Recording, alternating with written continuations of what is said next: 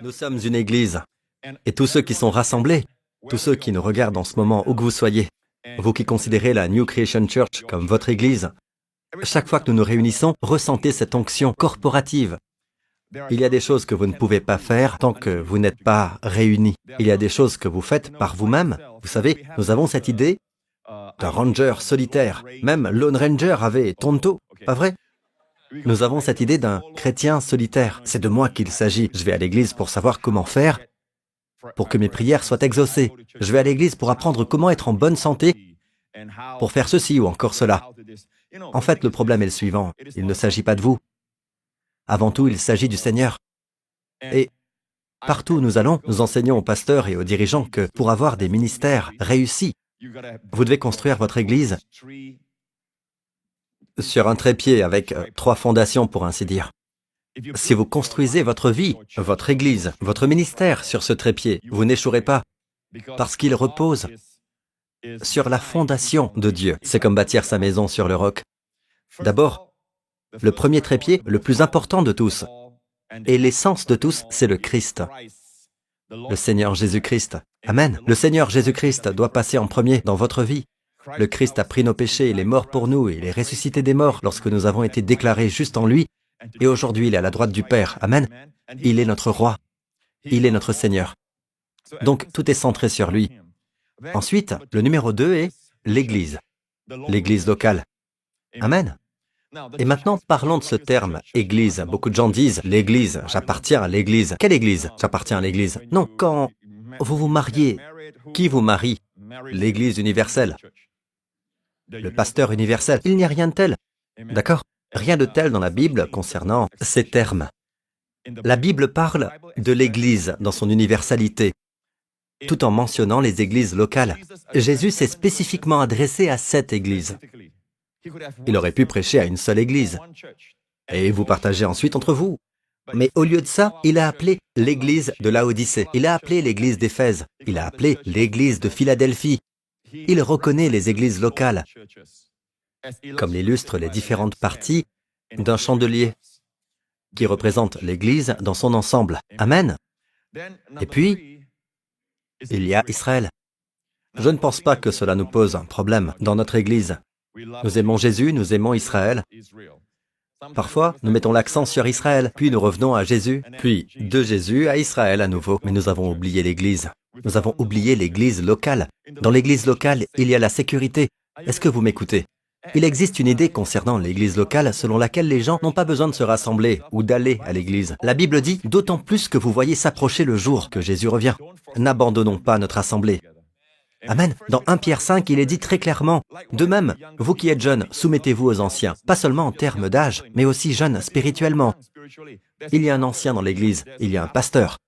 En fait, le mot pasteur est le mot ancien, presbytéros, ces anciens. Amen.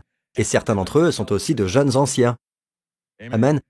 Comme celui-ci, Dieu soit loué. Et vous soumettant tous les uns aux autres, revêtez-vous d'humilité.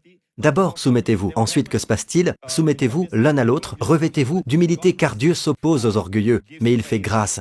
Il accorde sa faveur, sa grâce aux humbles. Humiliez-vous donc sous la puissante main de Dieu, afin qu'il vous élève au moment voulu. Dieu ne veut pas que vous restiez humble et opprimé. Il a l'intention de vous élever au moment opportun. Mais Dieu nous observe. Amen. Dieu s'oppose aux orgueilleux, mais il fait grâce aux humbles. Puis-je avoir un bon amen? Maintenant, eh bien, je pense qu'il est temps pour moi d'aborder les phénomènes mondiaux, en particulier parmi les enseignants de la grâce. Beaucoup d'entre eux ont été bénis à cause de mon enseignement. Amen. Ils ont trouvé la grâce. Ils ont trouvé ou redécouvert l'évangile de Jésus-Christ. Mais ce qu'ils n'ont pas vraiment découvert, c'est le mystère caché depuis des siècles, à savoir l'Église de Jésus-Christ, qui s'exprime dans l'Église locale. C'est la seule façon dont elle peut s'exprimer dans l'Église locale. Qu'il s'agisse de s'aimer les uns les autres, de se supporter les uns les autres, d'exercer un ministère les uns pour les autres, il s'agit d'une communauté dynamique. Une Église n'est pas un bâtiment. Quand vous pensez à une Église, à quoi pensez-vous? L'Église est ce dont le diable a peur. Quand il regarde l'Église, il essaie de la désintégrer. Alors méfiez-vous des enseignements qui vous donnent l'impression que vous n'avez plus besoin d'aller à l'Église. Vous êtes l'Église. Amen. Non, mes amis, Que signifie obéissez à vos conducteurs? Qui est votre conducteur? Celui qui vous dirige. Amen. Ils pourront ainsi le faire avec joie et non en soupirant, ce qui ne vous serait d'aucun avantage. Autre chose, certains enseignants de la grâce prennent mes enseignements et puis s'égarent en chemin. D'accord? Vous savez pourquoi? Vous savez pourquoi? Ils n'ont pas d'église locale. Ils n'ont pas d'église locale, ou ils ne respectent pas assez l'église locale. Alors ils s'opposent à la dîme. Ils disent qu'il n'est pas nécessaire de payer la dîme. Chaque fois que vous parlez de cela, oh, il en parle encore. Il veut votre argent. Gardez votre argent. C'est une révélation. Amen. Vous savez, le rêve de Dieu pour vous est le suivant. Le diable ne veut pas que l'Église soit prospère. Vous savez pourquoi? Parce qu'une Église prospère peut faire beaucoup de choses. Et Dieu veut-il que son Église soit prospère? Regardez la nation d'Israël, un type de l'Église, dans l'Ancien Testament. D'ailleurs, certains enseignements de la grâce n'utilisent pas l'Ancien Testament comme je le fais. J'enseigne beaucoup à partir de l'Ancien Testament. Amen. En Israël, Dieu a dit ceci. Toutefois, il n'y aura pas de pauvres chez toi. Savez-vous que Dieu a dit cela dans la Bible? Et puis, Dieu a dit ceci dans Deutéronome 8. Dieu dit, lorsque tu mangeras, je lis de la Bible second 21, lorsque tu mangeras à satiété, lorsque tu construiras et habiteras de belles maisons, dites lorsque. Pas si, mais lorsque. Cela signifie que c'est une question de temps. Lorsque tu verras ton gros et ton petit bétail se multiplier, ton argent et ton or augmenter. N'aimez pas cela, aimez Dieu. C'est pourquoi il les avertit, lorsque ton argent et ton or, parce qu'ils seront multipliés. Peuple de Dieu, ils seront multipliés. Et lorsque tu verras tout ce qui est à toi se développer, ne laisse pas ton cœur s'enorgueillir et n'oublie pas l'Éternel. Voilà le problème. Ils oublient le Seigneur quand Dieu les bénit. Puis au verset 17, Dieu dit ceci. Fais bien attention à ne pas dire dans ton cœur, c'est ma force et la puissance de ma main qui m'ont permis d'acquérir ces richesses. Ce n'est pas un problème si la richesse ne vient pas au peuple de Dieu. Amen. Mais c'est un problème quand elle vient au peuple de Dieu et qu'il s'en attribue le mérite. Et Dieu veut qu'il sache, souvenez-vous de moi.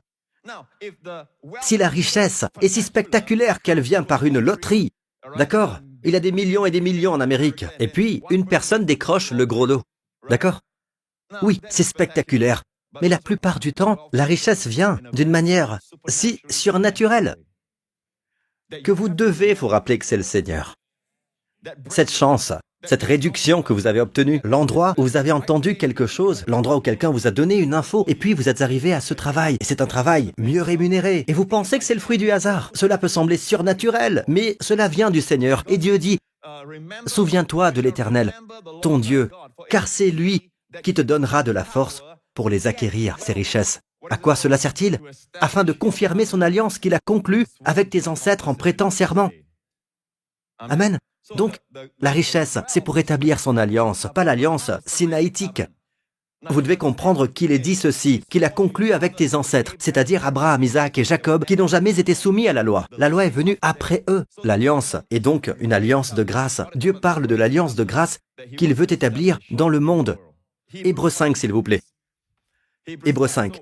Il s'agit donc de confirmer son alliance, qu'il a conclue avec vos ancêtres en prêtant serment, d'accord? Lisons. Et parfaitement qualifié, en parlant de notre Seigneur Jésus, il est devenu pour tous ceux qui lui obéissent l'auteur d'un salut éternel, car Dieu l'a déclaré grand prêtre à la manière de Melchisédek. La manière Melchisédek est une chose très intéressante. Il s'agit d'un homme qui a vécu, j'allais dire, dans l'Ancien Testament.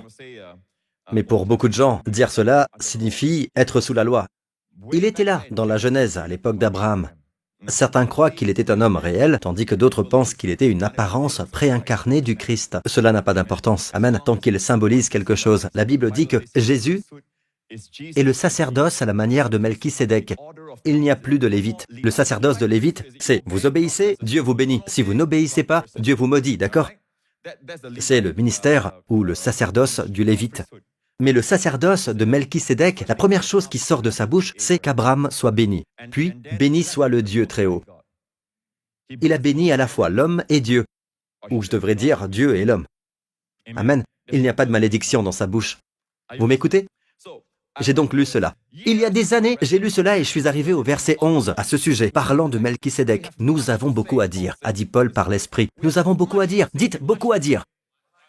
Et des choses difficiles à expliquer parce que vous êtes devenus lents à comprendre. En d'autres termes, Melchisédek, j'ai tellement de choses à vous dire à son sujet. Mais difficile à expliquer, non pas que ce soit difficile pour moi, mais parce que vous êtes devenus lents à comprendre. La révélation n'est pas là. Si vous continuez à lire, il est dit, vous en êtes arrivé à avoir besoin de lait et non d'une nourriture solide. Votre niveau de croissance spirituelle est tel que vous n'êtes pas prêt pour une nourriture solide. Alors quand j'ai vu ça, il y a des années, j'ai commencé à prier le Seigneur et j'ai dit, Seigneur, ouvre mes yeux sur ces nombreuses choses qui... Je pense que c'est l'apôtre Paul qui a écrit cela. Paul n'a pas pu partager. Amen. La parole de Dieu dit « nombreuses choses ». Je veux connaître ces nombreuses choses. Et c'est alors qu'il m'a amené sur le chemin de la scène du Seigneur et ensuite de la dîme. Vous voyez, voyons cela maintenant dans Genèse 14. Melchisédek, roi de Salem. Voici l'histoire qui s'est déroulée. Au fait, le nom de Melchisédek n'apparaît que 2 fois dans l'Ancien Testament. D'accord? Dans le seul livre des Hébreux. La phrase « à la manière de Melchisédek » apparaît environ 3 fois. C'est intéressant parce qu'il n'est apparu qu'une seule fois et qu'il a ensuite disparu. C'est une figure de Jésus. Amen. Il est venu du ciel. Il est maintenant de retour à la droite du Père. Amen. Il revient. Loué soit le Seigneur. Il est dit que c'est Melchisédek. C'est le seul récit que nous ayons. Roi de Salem. Salem est le mot d'où vient Shalom, qui signifie roi de la plénitude, roi de la santé, roi de la complétude, roi de la paix. Shalom n'est pas seulement la paix, c'est la plénitude. Amen. Pas de maladie, pas de défaut. Amen. Il fit apporter du pain et du vin. Qu'a-t-il apporté? Il a apporté du pain et du vin. Cet incident survient après la victoire que Dieu a donnée à Abraham sur les 4 rois qui ont enlevé son neveu Lot. Et il l'a fait car, encore une fois, il avait le cœur d'une église, n'est-ce pas? Le corps du Christ. Il n'est pas allé chercher la richesse, il est allé chercher la délivrance de son serviteur. Le serviteur était son neveu, qui avait été capturé, kidnappé, amen, avec toutes les richesses de Sodome. Donc, quand il est revenu, il était victorieux, il était fatigué, épuisé par la bataille. Il a rencontré Melchisédek, qui a apporté du pain et du vin. Une image de quoi? La scène. Amen. N'oubliez pas que Jésus est un souverain sacrificateur à la manière de Melchisédek. N'est-ce pas? Il a donc apporté du pain et du vin. C'est pour votre santé. Le pain et le vin, la scène, c'est pour proclamer quoi? La mort du Seigneur. Regardez Abraham. Puis il bénit Abraham. Remarquez la bénédiction que je viens de partager. Qu'Abraham soit béni par le Dieu Très-Haut. C'est la première fois que l'expression Dieu Très-Haut apparaît. En hébreu, El Elyon, le Dieu Très-Haut. Il possède toujours les cieux et la terre, ce qui signifie que Dieu peut agir sur les circonstances. Dieu peut déplacer les événements, il peut déplacer vos futurs clients, il peut déplacer votre position, il peut déplacer les choses et les événements de votre vie. Il est le Dieu Très-Haut. C'est la première fois que cela apparaît. Et chaque fois que quelque chose comme ça apparaît, que le nom de Dieu apparaît pour la première fois, faites attention. Je suis très attentif à cette histoire parce que Jésus est aujourd'hui le grand prêtre à la manière de Melchisédek. Il a donc apporté le pain et le vin. Jésus apporte le pain et le vin. Certains disent, Pasteur Prince, les gens ont tendance à entrer dans une routine et deviennent légalistes en prenant la communion de manière mécanique. Maintenant, vous voyez, s'ils font la communion tout le temps, ils deviennent légalistes. Si vous faites la communion, oui. Si vous pensez à vous-même, c'est votre révélation. Si vous pensez que vous faites la communion, cela peut devenir légaliste, cela peut devenir ennuyeux, mais je ne communie pas, je reçois la communion. Il a apporté le pain et le vin, remarquez. Il les a apportés. Aujourd'hui, avez-vous communié? Avez-vous reçu votre communion? Voilà mon idée. Joseph Prince, as-tu reçu la communion aujourd'hui? Amen. As-tu communié ce dimanche? Avez-vous communié? Avez-vous communié? Cela met fin au légalisme parce qu'il est toujours prêt à me donner plus de santé, plus de plénitude. Chaque jour, le corps de chacun a besoin d'être réparé. Il apporte le vin, symbole de son sang, pour nous rappeler chaque jour que nos péchés sont pardonnés. Il apporte le pain et le vin. C'est pourquoi je le vois toujours en train d'apporter, même si je sors les éléments, je prépare les éléments. Amen. Je vois que c'est lui qui les apporte. Je reçois, d'accord? Alors, regardez ceci. Béni soit le Dieu Très-Haut. Il a béni le Dieu Très-Haut, qui a livré tes ennemis entre tes mains. Abraham lui donna, quoi? La dîme. Dites la dîme. C'était avant les 10 commandements, c'est avant la loi, avant le Sinaï. Abraham a donné la dîme, et le mot dîme est maaser. Regardez ce mot hébreu, maaser. Ce mot hébreu, maaser, mem, aïn, shin, resh. En lisant de droite à gauche, maaser signifie la dîme. Si on enlève la première lettre, qui est mem, on obtient un nom. Enlevez la première lettre et vous obtenez le mot aser. Aser signifie riche, richesse. Donc la richesse est dans la dîme. Voyez-vous cela? D'accord, ensuite, le roi de Sodome dit à Abraham, une image du diable, le roi de Sodome.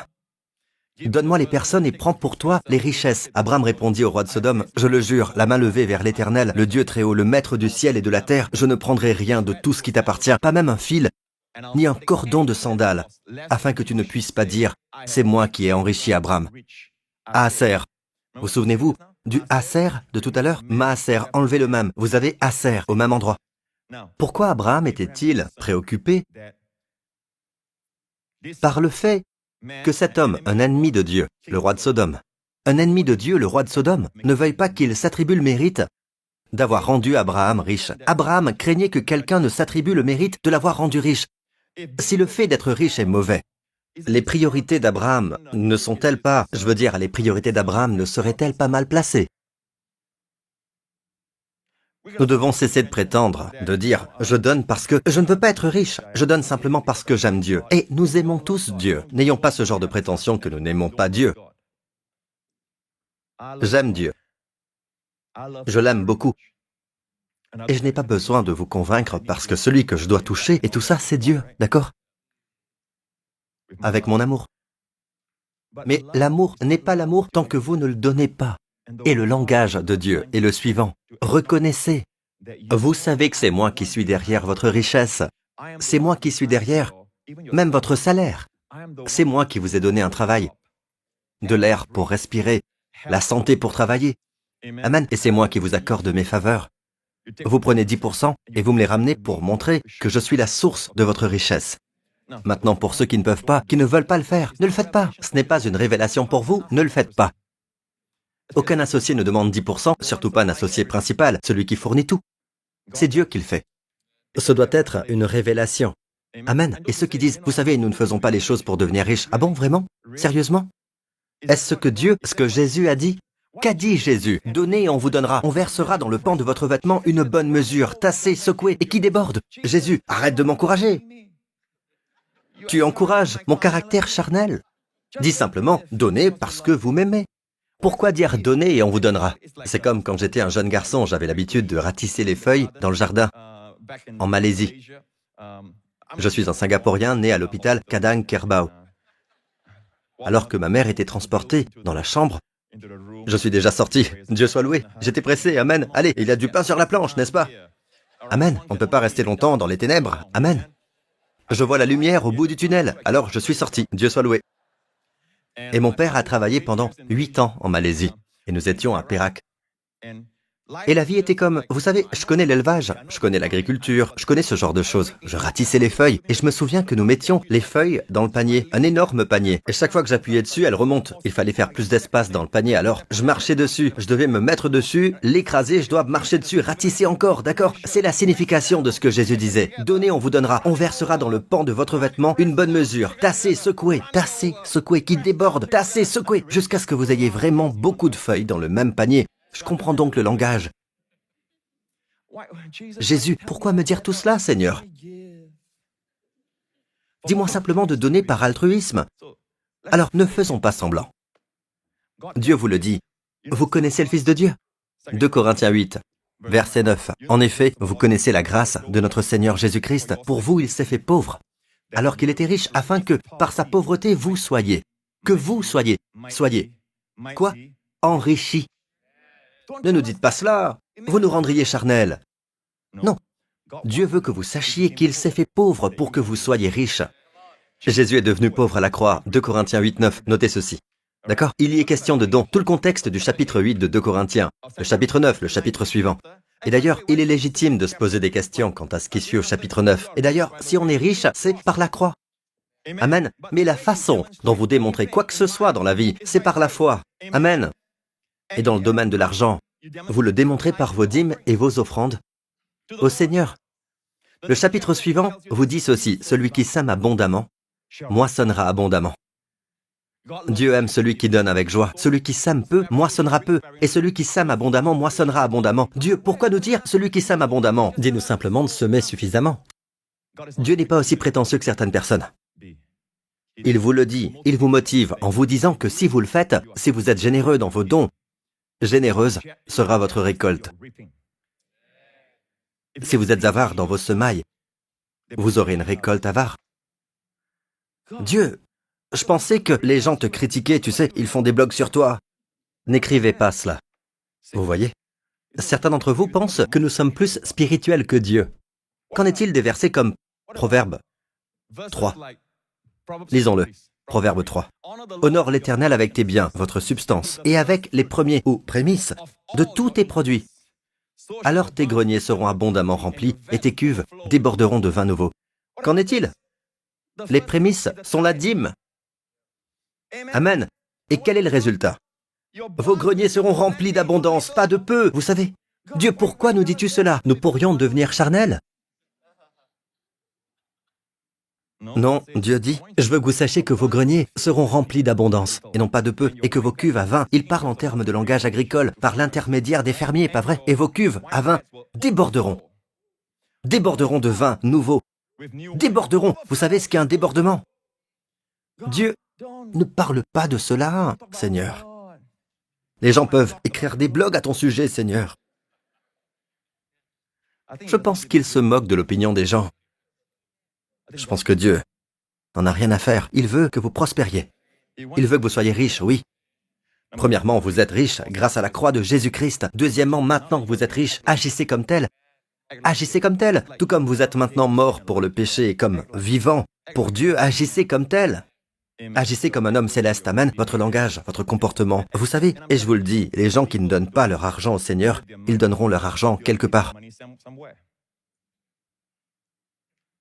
Peut-être que ce sont des gens qui aiment jouer à des jeux. On dépense beaucoup d'argent pour jouer à des jeux de nos jours. Et il y a des forces là-bas, vous savez. Les gens disent, eh bien il y a... Bref, permettez-moi de vous lire quelque chose. Au fait, si les gens disent des choses comme ce verset, oh, il vient de l'Ancien Testament, et ainsi de suite, insinuez-vous que le livre de la sagesse ne s'applique pas à nous aujourd'hui? Il comporte 31 chapitres. Il est fait pour que nous en lisions un par jour pendant les 31 jours du mois. Amen. Savez-vous que la sagesse est étonnante? C'est la sagesse du roi Salomon, qui n'est pas sa sagesse, c'est la sagesse de Dieu. Et cela s'applique à nous aujourd'hui. Si vous dites que ce n'est pas le cas, lisons cette dernière partie. Mon fils, ne méprise pas la correction de l'Éternel et ne sois pas dégoûté lorsqu'il te reprend. Puis, car l'Éternel reprend celui qu'il aime, comme un père l'enfant qui a sa faveur. Ça vous dit quelque chose? C'est tiré du Nouveau Testament, ou plutôt, le Nouveau Testament l'a tiré d'ici. Cela s'appliquait donc à Hébreux 12. La première partie est applicable aujourd'hui. Parce que c'est quelque chose que certains enseignants de la grâce disent. Eh bien, c'est sous la loi. C'est sous la loi. Vous savez, la dîme est sous la loi. Non, c'était bien avant la loi. Personne ne dit à Abraham de payer la dîme. Je pense que quelqu'un l'a fait, Dieu. Je veux dire, personne, aucun être humain. Dieu le lui a appris, il l'a enseigné à son fils. Fils a enseigné.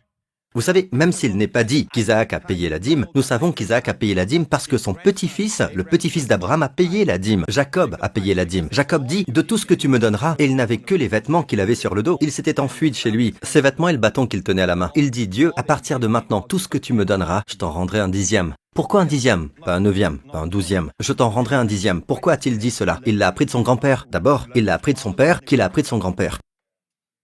Isaac a semé dans la famine, il a récolté. Et certaines personnes deviennent très techniques et disent, eh bien, il a payé la dîme sur le butin de la guerre. Vous voyez? Ne vous éloignez pas du sujet. Amen. Et puis, il y a un autre enseignement qui dit, je ne m'embête pas à enseigner cela parce que c'est sous la loi. Il y a une dîme sous la loi. En fait, il y a 3 dîmes sous la loi.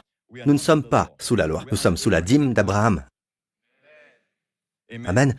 C'est un mystère. N'oubliez pas que beaucoup de choses à propos de Melchisédek sont un mystère. Amen. Mais ce n'est pas un mystère pour ceux à qui Dieu le révèle. Bien. Les 3 dîmes sont ainsi. C'est pour les 3 régalim, les 3 festivals, que sont Shavuot, la Pentecôte, la fête des tabernacles, et Pessah, la Pâque. Ces 3 fêtes sont les principales fêtes auxquelles on se rend à Jérusalem dans l'Ancien Testament. Chaque année, ils doivent aller à Jérusalem 3 fois, au moins 3 fois, d'accord, pour participer à ce festival. D'accord? Donc il y a 3 dîmes. Il y a aussi une année de dîmes. D'accord? Laissez-moi vous dire ceci. La première dîme est appelée Maaser Rishon. C'est la dîme qu'Abraham a donnée au Seigneur. C'est ce que nous faisons encore aujourd'hui. C'est ce que nous pratiquons. La deuxième dîme est Maaser Sheni. Le chéni, c'est là où vous pouvez manger votre dîme. Laissez-moi vous lire le Deutéronome 14. Disons que le voyage est trop long pour aller à Jérusalem, parce que vous habitez dans le nord, à Dan, par exemple, ou à l'extrême sud. Il faut parfois 3 jours depuis le nord, ou 2 jours pour y arriver. Les produits que vous apportez, la dîme en ce temps-là, ils apportent leurs produits, et cela pourrissent. Alors, ils l'échangent contre de l'argent. C'était le début du cycle du temple. D'accord? Tu échangeras ta dîme contre de l'argent, tu serreras cet argent dans ta main et tu te rendras à l'endroit que l'Éternel, ton Dieu, aura choisi. Là, tu achèteras avec cet argent tout ce que tu désireras, bœufs, brebis. Ensuite, tu mangeras. Remarquez, il s'agit d'une dîme devant l'Éternel, ton Dieu, et tu te réjouiras, toi et ta famille. Verset 27. Tu ne délaisseras pas le Lévite tous les 3 ans. Donc il s'agit de 3 dîmes. D'accord? Tu sortiras toute la dîme des produits et tu la déposeras dans ta ville. Verset 29. Alors le Lévite qui n'a ni part ni héritage avec toi, l'étranger, l'orphelin et la veuve qui habiteront dans ta ville viendront et ils mangeront à satiété. Ainsi l'Éternel, ton Dieu, te bénira dans tous les travaux que tu entreprendras de tes mains. Regardez-moi. Certains disent, dans l'Ancien Testament, on vous dit de payer la dîme. Vous payez la dîme et ensuite vous mangez votre dîme. C'est déroutant. Abraham n'a pas mangé sa dîme. Ils confondent cela avec la première dîme, Maaser Rishon, qui est la première dîme qui est donnée au Seigneur. La deuxième dîme est appelée fonds de vacances. C'est ce que vous venez de lire. Le fonds de vacances est ce que vous mettez de côté pour vos 3 fêtes. Vous mettez la dîme de côté. C'est la dîme. D'accord? Mais c'est la deuxième année de dîme. Vous mettez la dîme de côté, puis vous la convertissez en argent si elle est trop éloignée, et vous la portez au lieu que Dieu a ordonné. À l'époque, c'était le temple. Amen. Aujourd'hui, c'est l'église. Ensuite, vous mettez de l'argent de côté pour votre fonds de vacances, et Dieu dit, mangez-le. Vous mangez littéralement la dîme. Mais c'est une dîme de célébration dans le lieu que Dieu a choisi. Vous comprenez?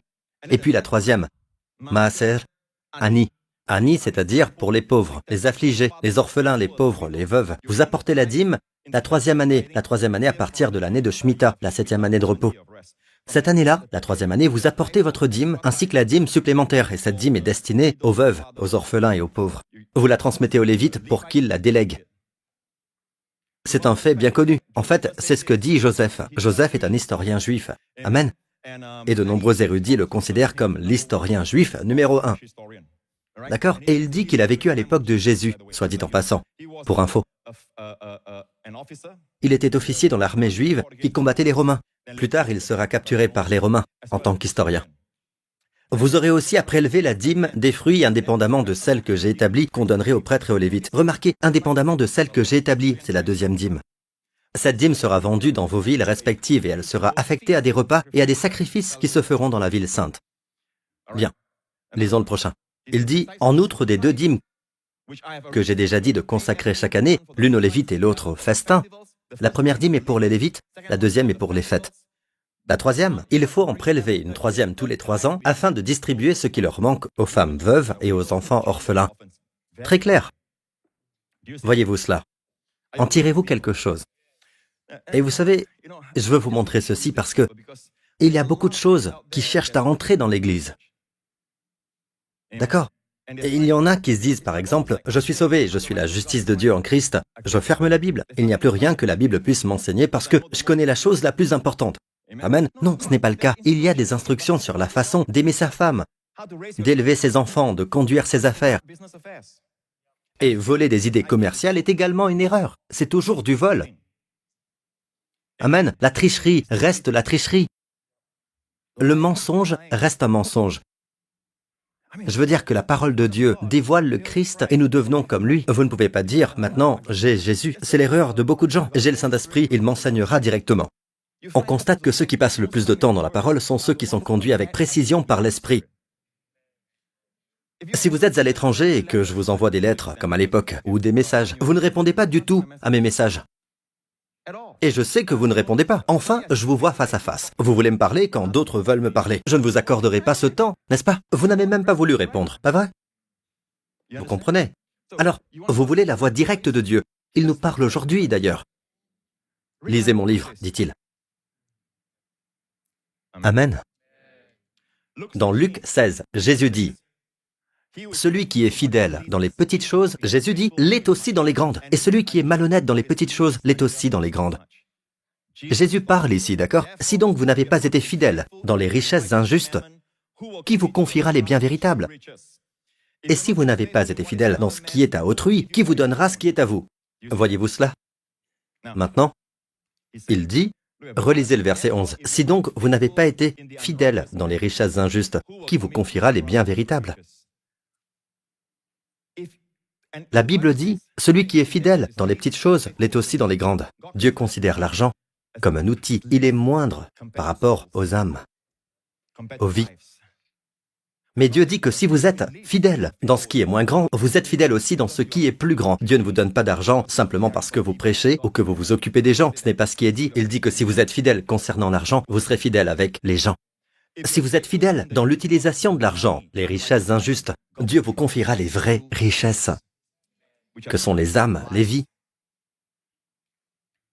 Il y a des outils, des talents, des onctions, des récompenses, de vraies richesses qui viennent de lui. D'accord? Et puis, il y a cet enseignement. Certains se demandent, pourquoi dois-je donner la dîme? Si je prends l'argent, au fait, remarquez que Jésus dit « richesse injuste ». C'est bien ce qu'il a dit. Vous n'avez pas été fidèle dans les richesses injustes. Savez-vous que l'argent, par défaut, pour Dieu est injuste? Il est sale. Il y a des années, j'avais l'habitude de dire que l'argent dans les mains d'une bonne personne devient bon. Entre les mains d'une mauvaise personne, il devient de l'argent vicié. Mais Dieu dit non, l'argent est injuste, l'argent est impur, parce que dans l'ensemble, la façon dont l'argent a été utilisé dans le monde est injuste. Les gens en sont privés, les gens sont intimidés, persécutés, les gens sont manipulés et il y a beaucoup d'argent injuste. Dieu dit que la façon de rendre l'argent saint, Romains 11, si les prémices ou la première part de pain est sainte, tout le pain l'est aussi. Et si la racine est sainte, les branches le sont aussi. Vous comprenez? Si les prémices sont saintes, la masse l'est aussi. Le diable ne peut pas toucher ce qui est saint. Vous m'écoutez? Luc 11. Faites plutôt don de ce que vous avez à l'intérieur et alors tout sera pur pour vous. Jésus a dit cela. C'est étonnant que les gens disent « Prenez ma révélation de Jésus touchant le lépreux. Et le pur a rendu pur l'impur. » N'est-ce pas? Vous savez ce qu'ils disent? Pourquoi devrais-je donner la dîme? Si je prends l'argent, je suis pur. L'argent est impur. Il est maintenant pur. Mais c'est tordu. Cela revient à dire, péchons davantage afin de faire abonder la grâce. Je comprends d'où vient ce genre de raisonnement. Puis, avec ce genre de raisonnement tordu, je peux rajouter, je vais à Geylang, je suis propre, je touche une prostituée, elle est impure, mais maintenant elle est propre. Je suis toxicomane, mais je suis chrétien, d'accord? Je suis propre, je prends la drogue, maintenant je touche la drogue et elle est propre. Je peux. Ne vous pervertissez pas. Ne vous pervertissez pas. Tout cela est arrivé à cause d'un manque de vie d'église. Il n'y a personne qui parle dans la vie de ces gens. M'écoutez-vous, peuple de Dieu? Amen. Puis Jésus a dit, faites donc. Il y a des choses que vous devez faire avec l'argent. L'argent ne fait pas partie de vous. Vous êtes propre, oui. Vous êtes juste, oui. Mais l'argent est injuste. Vous prenez donc les prémices et la masse devient sainte. Ce qui est saint croît 3 fois, se multiplie. Le diable ne peut pas y toucher. D'accord? Ensuite, Jésus a parlé de la dîme. Malheur à vous. Il vous donne le bon raisonnement pour la dîme. D'accord? Mais malheur à vous, pharisiens, parce que vous payez la dîme de la menthe, de la rue et de chaque plante et que vous négligez la justice et l'amour de Dieu. En d'autres termes, il donne la dîme de manière légaliste et ne donne pas la dîme avec l'amour de Dieu, avec la justice. Amen. Pour s'assurer que les orphelins, les pauvres et tous, et Jésus dit essentiellement, faites-le avec le bon motif.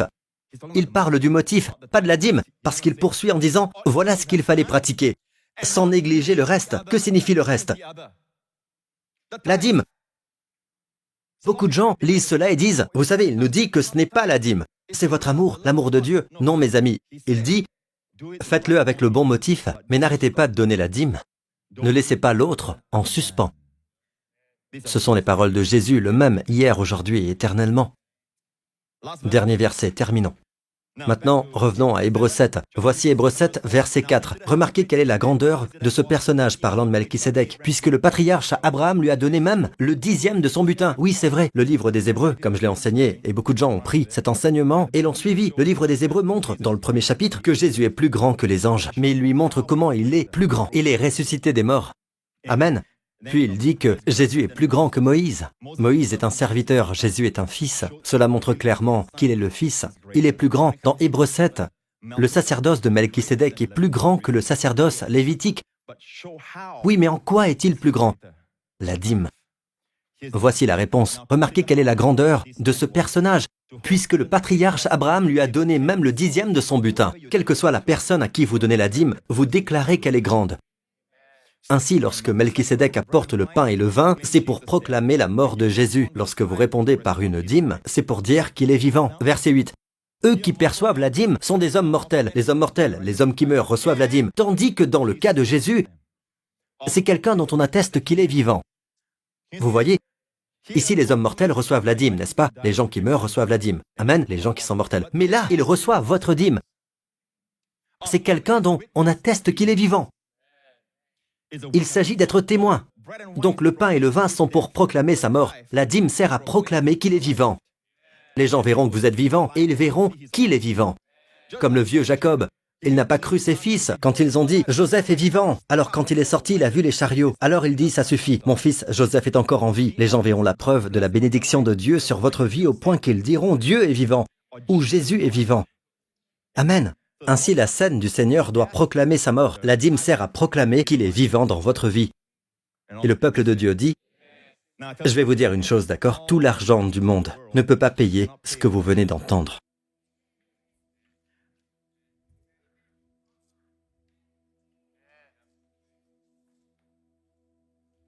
John D. Rockefeller. Quand on lui a demandé, il a répondu « Oui, je donne la dîme ». John D. Rockefeller est probablement l'homme le plus riche qui ait jamais vécu, à part le roi Salomon. Le roi Salomon, si l'on tient compte de l'inflation et tout ce qui s'ensuit, vaut probablement 2,1 trillions de dollars aujourd'hui, en monnaie d'aujourd'hui. John D. Rockefeller vaut en monnaie d'aujourd'hui, tenant compte de l'inflation, 340 milliards de dollars. Même Bezos n'en est pas proche. L'argent de Bezos, à cause de sa femme également, s'élève à 116 ou 114 milliards de dollars. Bill Gates, 100 milliards de dollars. Personne n'arrive à la cheville du roi Salomon et de John D. Rockefeller. Rockefeller a dit ceci lorsqu'on lui a posé la question. « Oui, je donne la dîme. J'ai commencé à travailler quand j'étais petit garçon pour aider ma mère. La première semaine, j'ai ramené mon $50, $1,50 à ma mère. En le tenant sur ses genoux, elle m'a expliqué qu'elle serait heureuse si j'en donnais un 10e au Seigneur. C'est ce que j'ai fait. Et depuis cette semaine jusqu'à aujourd'hui, j'ai donné la dîme de chaque dollar que Dieu m'a confié. Et je tiens à vous dire que si je n'avais pas donné la dîme au premier dollar que j'ai gagné, je n'aurais pas donné la dîme au premier million de dollars que j'ai gagné. Encadrez vos enfants. Apprenez-leur à prélever la dîme et ils deviendront de fidèles intendants du Seigneur. John D. Rockefeller. N'est-ce pas, mes amis? Les jeunes, j'aimerais que vous appreniez cette vérité. Les sous que vous recevez, quels qu'ils soient, commencez. Quand vous commencez petit, amen, vous trouverez la façon dont Dieu l'agrandit. Ceux d'entre vous qui sont intéressés par une expérience réalisée à la fin des années 30, 40, ou dans les années 50, j'ai oublié, mais c'est en noir et blanc. Elle s'intitule Dynamics Kernels Tithing Experiment. Henry Ford, le constructeur automobile, a mené une expérience avec un petit boisseau de blé qui n'a cessé de croître. Il a pris le 10e et l'a donné à l'église. Il a grandi et grandi. Il a pris le 10e, l'a donné à l'église et il a grandi jusqu'à ce que vous ayez besoin de beaucoup d'aide. L'expérience a été enregistrée à l'époque. Elle se trouve sur YouTube et s'intitule Dynamics Kernels Tithing Experiment. Le grain de blé, d'accord? Le grain de blé dynamique. Prenez donc le temps de réfléchir à tout cela. Peuple de Dieu, regardez vers le haut. Je veux que vous prospériez parce que vous êtes essentiels à l'établissement de son alliance sur la terre. Amen. L'alliance de la grâce. Amen. Louez Dieu. Vous ne comprenez pas? Ne vous en préoccupez pas, d'accord? Et ne vous inquiétez pas, nous ne vérifions pas votre dîme. Seulement pour les leaders. Amen. Parce que vous ne voulez pas d'un dirigeant qui ne paie pas la dîme. Vous ne voulez pas qu'un dirigeant qui n'est pas fidèle dans ce qui est le plus petit, d'accord, soit responsable de vous. Nous vous aimons. Levez vos mains. Si vous croyez que Christ est mort pour nos péchés et qu'il est ressuscité des morts, comme je l'ai dit tout à l'heure, il a été fait péché pour que nous soyons faits justice de Dieu en lui. C'est ce qui s'est passé à la croix. Mes amis, si vous voulez que Jésus-Christ soit votre Sauveur et Seigneur, ne commencez pas par payer la dîme. C'est ici que tout commence. Faites cette prière avec moi. Père Céleste, je te remercie pour Jésus-Christ, qui est mon Seigneur et mon Sauveur.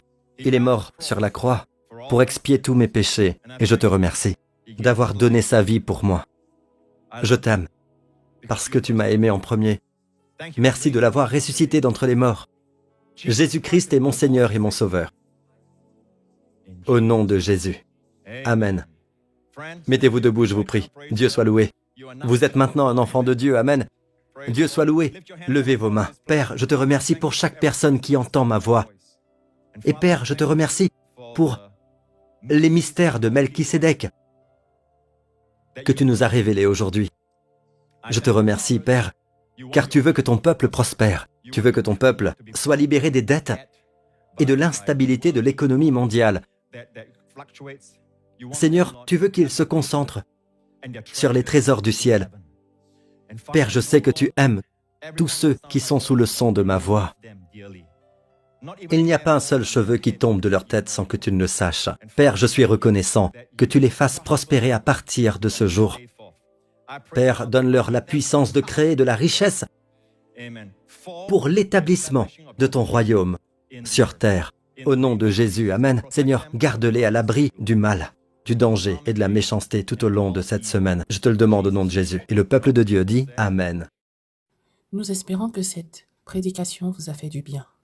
Si tu n'as pas encore reçu Jésus-Christ de Nazareth, ressuscité des morts comme Seigneur et Sauveur de ta vie, je te prie de faire cette prière avec moi devant Dieu.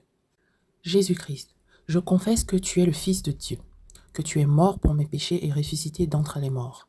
Je reconnais que tu as été livré pour mes offenses et ressuscité pour ma justification. C'est pourquoi je plaide ton sang pour le pardon et la purification de tous mes péchés. Je t'accepte ainsi comme Seigneur et Sauveur de ma vie. Père céleste, je te rends grâce de ce que tu as fait de moi ton enfant. Je confesse que je suis désormais une nouvelle créature, que les choses anciennes sont passées et que toutes choses sont devenues nouvelles. Amen.